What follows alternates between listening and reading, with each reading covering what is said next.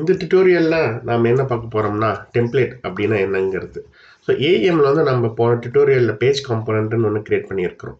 அங்கே நான் சொல்லியிருக்கிற இந்த பேஜ் காம்போனன்ட் அப்படின்னா உங்கள் பேஜ் வந்து ஃபுல் என்டையர் இதையும் ஜென்ரேட் பண்ணுறதுக்கு உங்களுக்கு பேஜ் காம்போனன்ட் ஹெல்ப்ஃபுல்லாக இருக்கும் அப்படின்னு சொல்லியிருக்கிறேன். ஸோ அதான் வந்து நான் கண்டென்ட் காம்போனன்ட்டுக்கும் உள்ள பேஜ் காம்போனன்ட்டுக்கும் உள்ள டிஃப்ரென்ஷியேஷனாகவும் சொல்லியிருப்பேன். ஏன்னா ஃபங்க்ஷனல் காம்போனன்ட் ஒரு ஃபங்க்ஷன்ஸை மட்டும் இது பண்ணுறது வந்து கண்டென்ட் காம்போனன்ட். அதே ஒரு பேஜே வந்து டெலிவர் பண்ணுறது வந்து பேஜ் காம்பனன்ட். ஸோ இப்போ நார்மலாக கண்டென்ட் காம்பனன்ட்லாம் வந்து நீங்கள் வந்து ஒரு பேஜில் ட்ராக் அண்ட் ட்ராப் பண்ணி போடுவீங்க. ஆனால் இந்த பேஜ் காம்பனன்ட் வந்து நீங்கள் என்ன பண்ண போகிறீங்க? ஸோ இந்த பேஜ் காம்பனன்ட் வந்து நீங்கள் வந்து ஒரு பேஜ் கிரியேட் பண்ணுறதுக்கு ஹெல்ப் பண்ண போகுது. ஸோ அதை வந்து எப்படி ஹெல்ப் பண்ண அப்படின்னா ஒரு டெம்ப்ளேட் அப்படின்றது மூலியமாக தான் நம்மளுக்கு வந்து இந்த பேஜ் காம்பனன்ட் வந்து ஹெல்ப்ஃபுல்லாக இருக்குது. சரி, டெம்ப்ளேட்டோட டெஃபினேஷன் பார்த்தோம்னா it is a blue print to create a page அப்படின்னு சொல்கிறாங்க. இது எப்படின்னா இப்போ வந்து நீங்கள் ஒரு பேஜை கிரியேட் பண்ணுறீங்க அப்படின்னா அதுக்கு வந்து இனிஷியலாக என்னென்ன இருக்கணும், என்னென்ன இருக்கக்கூடாது, எப்படி அதோட லே அவுட் எப்படி இருக்கணும், இந்த மாதிரி இதெல்லாம் வந்து நீங்கள் டிஃபைன் பண்ணுறது வந்து டெம்ப்ளேட்டில் தான் டிஃபைன் பண்ணுவீங்க. சரி, இந்த டியூட்டோரியலில் நம்ம டெம்ப்ளேட் எப்படி கிரியேட் பண்ணுறதுங்கிறத பார்க்க போகலாம். அதுக்கப்புறம் ஒவ்வொரு டெம்ப்ளேட் நம்ம கிரியேட் பண்ணுற டெம்ப்ளேட் வந்து ஒரு பேஜ் காம்போனன்ட்டோட அசோசியேட்டடாக இருக்கும். ஓகேங்களா? ஸோ இப்போ வந்து நம்ம எப்படி டெம்ப்ளேட் கிரியேட் பண்ணுறது அப்படின்னு பார்க்கலாம். நம்ம சிஆர்எக்ஸ்டி லைட்டுக்குள்ளே போகணும். அங்கே வந்து நம்மளுடைய ப்ராஜெக்ட் ஸ்ட்ரக்சரில் போயிட்டு நம்மளோட ப்ராஜெக்ட் கீழே வந்து நம்ம வந்து ஒரு டெம்ப்ளேட் கிரியேட் பண்ண போகிறோம். ஸோ நம்ம டெம்ப்ளேட் வந்து இந்த பர்டிகுலர் ப்ராடக்ட் பேஜோடைய பேஜ் காம்பனண்ட், இந்த ப்ராடக்ட் பேஜ் காம்பனண்ட்டை வந்து யூஸ் பண்ணிக்க போகுது. ஸோ வந்து அதுக்கு ஃபஸ்ட்டு ஒரு ஃபோல்டர் ஸ்ட்ரக்சர் கிரியேட் பண்ணிக்கிறேன். அதுக்கு வந்து டெம்ப்ளேட்ஸ் அப்படின்னு பேர் வச்சுக்கிறேன்.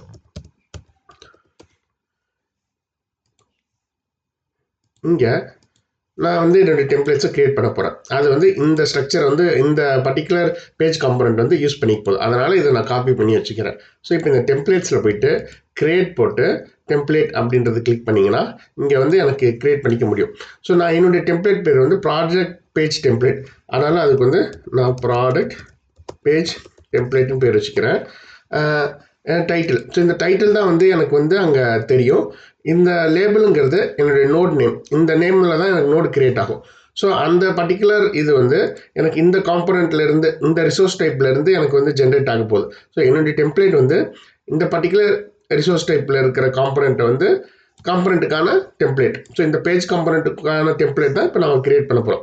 ரேங்கிங் அப்படிங்கிறது ஒரு பர்டிகுலர் ஹைரார்க்கியில் ஏகப்பட்ட டெம்ப்ளேட்ஸ் இருக்கலாம். ஸோ நம்ம டெம்ப்ளேட் வந்து ஃபஸ்ட்டு வந்து காமிக்கிறதுக்காக மேலே வந்து ஸ்டார்டிங் ஆர்டர் 1ல் இருக்கணுங்கிறதுக்காக நம்ம ரேங்கிங் 1 வச்சுருக்கோம். அதுக்கப்புறம் இந்த அலோட் பாத்ஸுங்கிற ப்ராப்பர்ட்டி எதுக்கு அப்படின்னா நம்ம டெம்ப்ளேட் வந்து எங்கெங்கெல்லாம் விசிபிளாக இருக்கணுங்கிறத கண்ட்ரோல் பண்ணுறது தான் இந்த அலோட் பாத்ஸ் ப்ராப்பர்ட்டியோட இம்பார்ட்டண்டான வேலை. ஸோ இப்போ வந்து என்னுடைய டெம்ப்ளேட் வந்து இந்த ஸ்லாஷ் கண்டென்ட்டுக்கு கீழே, ஸோ சப்போஸ் நான் இப்போ இந்த இடத்துல வந்து நான் இருக்கிறேன் அப்படின்னா இதான் எனக்கு ஸ்லாஷ் கண்டென்ட் ஹைரார்க்கி. இங்கேயே வந்து எனக்கு வந்து இது பண்ணணும். எனக்கு வந்து என்னுடைய டெம்ப்ளேட் விசிபிளாக இருக்கணும். இப்போ நான் இங்கே கிரியேட் பண்ணிவிட்டு கிரியேட் பேஜ்னு வரப்போ எனக்கு அந்த டெம்ப்ளேட் வேணும் அப்படின்னா நான் வந்து இந்த ஸ்லாஷ் கண்டென்ட் கீழே எனக்கு வந்து வேணுங்கிற மாதிரி ஒரு வைல்ட் கார்டு இது பண்ணியிருக்கிறேன், மேட்ச் பண்ணியிருக்கிறேன். அப்புறம் என்னுடைய ப்ரேயர் வந்து வித்தியாசமாக தெரியணுங்கிறதுக்காக, ஏன்னா இப்போ நான் இது பண்ணுறதுக்காக நான் ப்ராக்கெட்டில் வந்து ஒன்று போட்டிருக்கிறேன், ஃபார் லேர்ன் ஏஎம் அப்படின்ட்டு. ஓகேங்களா? சரி, இப்போ வந்து நான் ஓகே கொடுக்கறது மூலிமா எனக்கு வந்து புது டெம்ப்ளேட் வந்து கிரியேட் ஆகுது.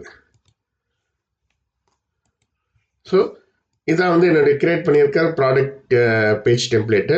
இந்த ப்ராடக்ட் பேஜ் டெம்ப்ளேட்டில் நான் பார்க்க போகிறது என்னென்னா எனக்கு வந்து ஸ்லிங் ரிசோர்ஸ் டைப் வேல்யூ பார்த்தீங்கன்னா என்னுடைய பர்டிகுலர் பேஜ் காம்பனண்ட் வந்து மேட்ச் ஆகிருக்கும். ஸோ இப்போ நான் இந்த டெம்ப்ளேட்டை வச்சு நான் ஒரு பேஜ் கிரியேட் பண்ண போகிறேன். அதுக்கு என்னுடைய ஏஎம் இந்த ஏஎம் வெப்சைட் கண்டென்ட் பார்க்குற இடத்துக்கு போயிட்டு இங்கே வந்து நான் கிரியேட் ஆப்ஷன் மூலிமா நான் பண்ணுறப்ப எனக்கு வந்து நான் இப்போ புதுசாக கிரியேட் பண்ணியிருக்கிற இந்த ப்ராடக்ட் பேஜ் டெம்ப்ளேட் வந்து எனக்கு விசிபிளாக இருக்குது. இப்போ நான் கிரியேட் பண்ணியிருக்கிறது வந்து எனக்கு விசிபிளாக இருக்குது. ஸோ இதை நான் செலக்ட் பண்ணிவிட்டு என்னுடைய ஒரு பேஜ் வந்து நான் இப்போ பேர் கொடுக்க போகிறேன்.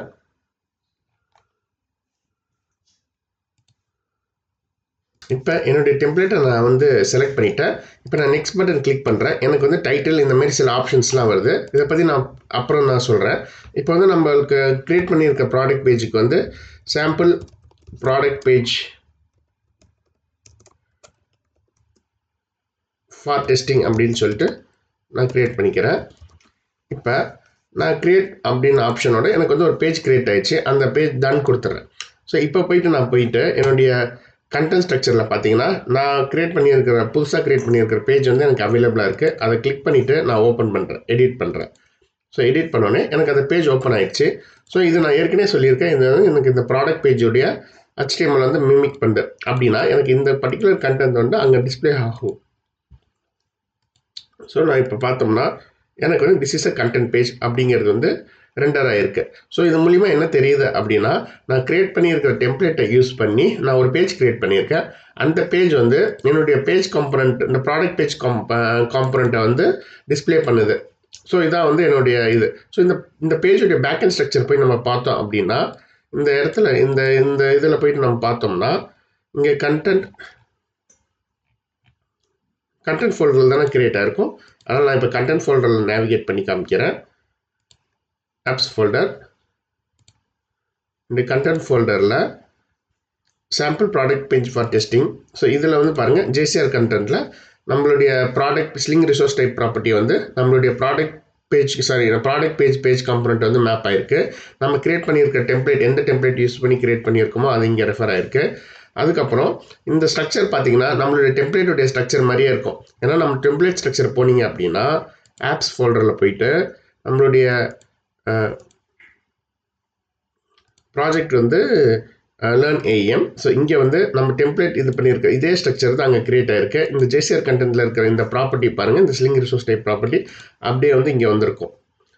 ஓகேங்களா? ஸோ அதான் சொல்லியிருக்கிறாங்க. இந்த டெம்ப்ளேட் வந்து நம்மளுக்கு வந்து ஒரு பேஜ் கிரியேட் பண்ணுறதுக்கு ஹெல்ப்ஃபுல்லாக இருக்குது. இந்த டெம்ப்ளேட் வந்து ஒரு ரிசோர்ஸ் டைப்போட மேப் ஆகிருக்கும். ஸோ அந்த ரிசோர்ஸ் டைப் என்ன அப்படின்னா நம்ம கிரியேட் பண்ணியிருக்க பேஜ் காம்பனண்ட்டோடைய பார்த்து தான் வந்து இங்கே மேப் ஆயிருக்கு அப்படின்னு சொல்லியிருக்கேன். ஸோ ஃபைனலாக இது மூலிமா என்ன தெரியுது அப்படின்னு கேட்டால் வாட் இஸ் த இன்ஃபரன்ஸ் இந்த பர்டிகுலர் டுட்டோரியலில் வந்து நீங்கள் என்ன கற்றுக்கிட்டீங்க அப்படின்னா ஒரு பேஜ் கிரியேட் பண்ணுறதுக்கு ஒரு பேஜ் காம்பனண்ட் தேவை, ஒரு டெம்ப்ளேட்டும் தேவை. ஸோ இந்த டெம்ப்ளேட்டையும் இந்த பேஜ் காம்பனண்ட்டையும் வந்து அசோசியேட் பண்ணுறது தான் இந்த பர்டிகுலர் டெம்ப்ளேட்டுடைய வேலை.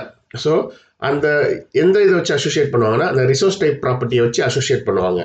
அதுக்கப்புறம் இந்த அலோட் பாத்ஸ் அப்படின்ற ப்ராப்பர்ட்டியோட ஹெல்ப்ஃபுல் என்ன அப்படின்னு பார்த்தோன்னா நம்மளுடைய டெம்ப்ளேட்ஸ் வந்து எந்த ஹைரார்க்கியில் வந்து விசிபிளாக இருக்கணும் அப்படிங்கிறது. இந்த அலோட் பாத்ஸ் வந்து நீங்கள் ஸ்லாஷ் கண்டென்ட் இல்லாமல் ஸ்லாஷ் கண்டென்ட் ஸ்லாஷ்னு போட்டு ஏதாவது பர்டிகுலர் ஹைரார்க்கி கொடுத்தீங்கன்னா அந்த ஹைரார்க்கிக்கு கீழே இருக்க பார்ட்ஸில் மட்டும்தான் நம்மளுடைய டெம்ப்ளேட் வந்து விசிபிளாக இருக்கும். மற்ற இடத்துல வந்து விசிபிளாக இருக்காது.